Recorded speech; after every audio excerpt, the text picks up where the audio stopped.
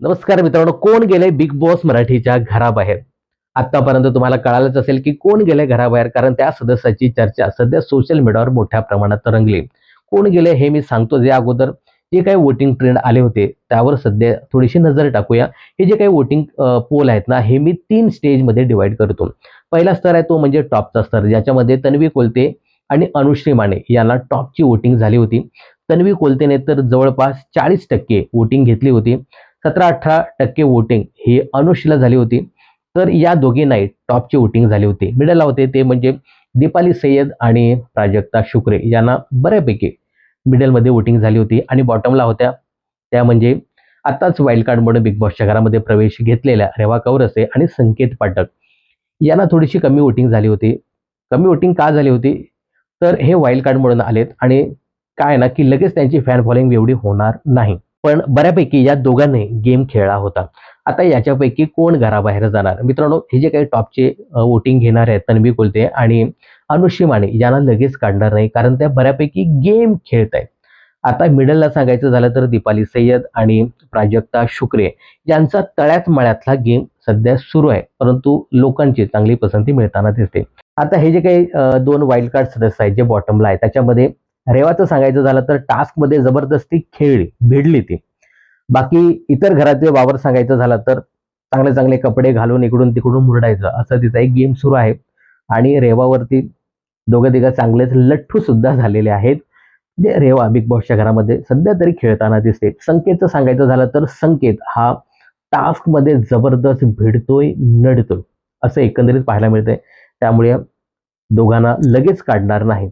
पुढच्या आठवड्यामध्ये कोणी जाऊ शकते हे सांगता येत नाही. पण सध्या तरी हे जे काही वाईल्ड कार्ड सदस्य आहेत, हे 2 हे लगेच जाणार नाही. मग आता कोण गेले बिग बॉसच्या घराबाहेर? मित्रांनो, जे काही सध्या सोशल मीडियावर नाव समोर येते त्यानुसार प्राजक्ता शुक्रे हिने बिग बॉस मराठी सीझन 6च्या घरातून 10व्या आठवड्यातून प्रेक्षकांचा निरोप घेतला आहे. मित्रांनो, ज्या पद्धतीने काल भाऊच्या धक्क्यावरती रितेश देशमुख यांनी जो काही प्राजक्ता शुक्रे हिचा गेम एक्सपोज केला होता, त्यानुसार नक्कीच वाटलं होतं की प्राजक्ताच घराबाहेर जाईल. मित्रांनो, इथे रितेश भाऊने स्पष्ट करून सांगितलं की तुम्ही काय बिग बॉसच्या घरामध्ये गेम खेळता, तुम्ही कसा गेम खेळता. ती संस्कृती साळुंके जी आत्ताच वाईल्ड कार्ड म्हणून आली होती, तिने तुम्हाला डील दिली की मी तुम्हाला सपोर्ट करतो, तुम्ही मला नॉमिनेशन मध्ये टाकू नका, आणि ती डील तुम्ही एक्सेप्ट केली. प्राजक्ता शुक्रे, तुम्ही संस्कृती जी सध्या वाईल्ड कार्ड म्हणून बिग बॉसच्या घरामध्ये आली आणि जी पोरगी वीक आहे, तिला तुम्ही नॉमिनेशन पासून सेव्ह करता अशी डील देता. मग तुम्ही काय गेम खेळता बिग बॉसच्या घरामध्ये? आता हा जो काही आठवडा आहे, 10वा आठवडा, हा फिनालेकडे चाललाय आणि तुम्ही वीक कंटेस्टंटला नॉमिनेट करणार नाही असं सांगता. म्हणजे हा तुमचा काय गेम आहे? इथेच रितेश भाऊने तिचा गेम एक्सपोज केला आणि त्यानंतर प्राजक्ताबाई काय सांगतात की माझं तसं कॅल्क्युलेशन होतं. रितेश भाऊ सांगतात कॅल्क्युलेशन या घडीला, आता आपण फिनालेकडे चाललोय, आता आपल्यापेक्षा वीक कंटेस्टंटला तुम्हाला घराबाहेर काढायचं आहे आणि तुम्ही अशा पद्धतीने कॅल्क्युलेशन करता. भाऊ हेही बोलले की जर तुम्ही या आठवड्यात गेलात आणि संस्कृती घरात राहिली, तरी ती प्राजक्ता सांगते नाही माझं तसं कॅल्क्युलेशन होतं. रितेश भाऊ सांगतात तुम्हाला साष्टांग दंडवत, तुमचं कॅल्क्युलेशन तुमच्याकडे असू द्या.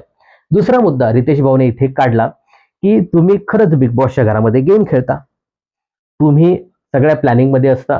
मग ती नॉमिनेशनची प्लॅनिंग असू दे, बिग बॉसच्या घरातील इतर काही गोष्टी असू दे, किंवा कॅप्टन्सी टास्क असू दे, किंवा इतर काही टास्क असू दे, त्याच्यामध्ये तुम्ही प्लॅनिंग करायला प्रमुख असता. मित्रांनो, असतात.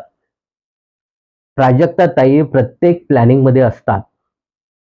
सगळ्या गोष्टी त्या डिस्कस करतात, प्लॅनिंग करतात, पण ते वर्क होत नाही, हे मात्र निश्चित आहे.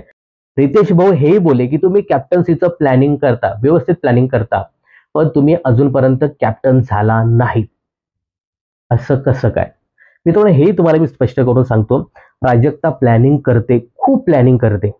म्हणजे विशालला घेऊन, सागरला घेऊन सतत प्लॅनिंग करताना दिसते, परंतु हे प्लॅनिंग वर्क होत नाही. प्राजक्तामध्ये आहे ना तशी ती कॅप्टन्सीची भूक आपल्याला अजिबात दिसत नाही. तुम्ही अनुश्री बघा, मला कॅप्टन व्हायचंय, कुठल्याही स्तराला जाऊन मला कॅप्टन व्हायचं आहे. एकतर आपल्याकडे पॉवर येते आणि दुसरी म्हणजे इम्युनिटी येते. तन्वी कोलते बघा, तन्वीला डे 1 पासून कॅप्टन व्हायचं होतं आणि कॅप्टन होण्यासाठी मी कुठल्याही स्तराला जाईल. विशालचा गेम बघा तुम्ही. विशाल अजूनपर्यंत कॅप्टन झाला नाही. विशाल हा जो आहे ना तो प्लॅनिंग करतो. नुसतं प्लॅनिंग करत नाही तर तो वर्क करण्यासाठी प्रयत्नही करतो. सगळ्यांशी जाऊन बोलत असतो तो. नसेल तर बाकीचे लोक त्याच्याबरोबर डिस्कस करायला येतात. या प्राजक्ताताईचं काय झालं माहिती आहे का? बोलायचं, परंतु तिथपर्यंतच बोलायचं. ते वर्क करायला जायचंच नाही. हा तिचा सगळ्यात वीक पॉइंट आहे. मी का जायचं तिकडे? तुम्हाला जर गेम खेळायचा असेल, तुम्हाला जर टिकून राहायचं असेल ना, तर या गोष्टी कराव्या लागतात बिग बॉसच्या घरामध्ये. प्लॅनिंग करा, ते सगळ्यांना घेऊन तुम्ही सांगा, तर तुम्ही पुढेपर्यंत या. प्लॅनिंग करायचं आणि तिथेच थांबायचं. म्हणजे आम्ही खेळतोय आणि हिचा हा एक जो वीक पॉइंट आहे ना, तिला वाटतं की मी खूप स्ट्रॉंग आहे बिग बॉसच्या घरामध्ये. मी खूप खेळते. मला गेम समजतो. आणि हा जो तिचा गेम आहे ना, हा अनुश्री आणि विशालने देखील एकत्र बसून एक्सपोज केला होता, की तिला वाटतं की मी खूप स्ट्रॉंग आहे. मी आता बिग बॉसच्या घरातनं बाहेर जाणार नाही, असं तिला नेहमीच वाटत असतं. मित्रांनो, हे खूप चुकीचं आहे. खरं सांगायचं झालं ना, तर प्राजक्ताला गेम कळतही नाही आणि तो कसा खेळायचा हे सुद्धा कळत नाही. हेच तिचं चुकतं. आणि एक अत्यंत महत्त्वाची गोष्ट प्राजक्ताची ही आहे, की तिला प्रत्येक वेळी तिच्या जोडीला कोण ना कोण लागतं. पहिला सोनावणे होता, त्यानंतर सागर होता. म्हणजे सागर आताही आहे. सचिन भाऊ होता. आता मग विशाल, त्यानंतर आता आलेला संकेत. कोणी ना कोणी तिच्या जोडीला खेळायला लागतं. ती इंडिव्हिज्युअल गेम खेळू शकत नाही. हाच तिचा वीक पॉइंट आहे. आणि काल ज्या पद्धतीने भाऊने तिचा गेम एक्सपोज केला, त्यावेळेस कळालं की हीच घराबाहेर जाऊ शकते. आणि त्या पद्धतीने जे काही नाव समोर येते त्यानुसार प्राजक्ता शुक्रे हिचा बिग बॉसच्या घरातनं द एंड झालेला आहे. तर मित्रांनो, प्राजक्ता घराबाहेर गेली याबद्दल तुम्हाला काय सांगायचं? हे इलेक्शन फेअर की अनफेअर याबद्दल तुमचं काय मत आहे हे कमेंट्स करून नक्की सांगा.